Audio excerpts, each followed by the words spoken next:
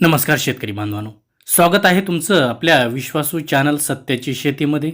आज आपण सगळ्यांच्या मनातला एक मोठा प्रश्न जाणून घेणार आहोत की कापसाचे भाव वाढतील का नाही. मित्रांनो, सध्या बाजारात कापसाचे भाव हे स्थिर आहेत.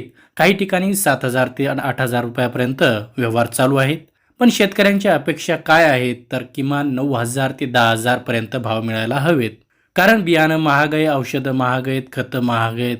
मग कापसाला योग्य भाव मिळाला नाही तर शेतकरी जगणार कसा? चला आता पाहूया भाव वाढण्याची शक्यता का आहे. तर आंतरराष्ट्रीय बाजारात कापसाची मागणी वाढते आहे. काही देशांमध्ये उत्पादन घटले आहेत. भारतातही हवामानामुळे उत्पादन कमी होण्याची शक्यता आहे. यामुळे पुढच्या काळात भाव वाढू शकतात. पण मित्रांनो, सगळं पॉझिटिव्ह नाहीये.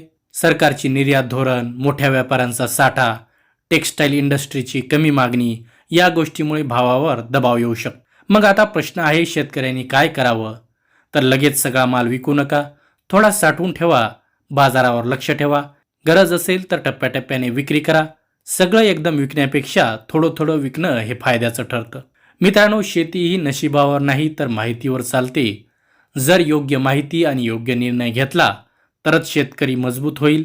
जर तुम्हाला अशीच खरी आणि उपयोगी माहिती हवी असेल तर सत्याची शेती या चॅनलला सबस्क्राईब करा. व्हिडिओ आवडला असेल तर लाईक करा आणि तुमचं मत कमेंटमध्ये नक्की सांगा. धन्यवाद.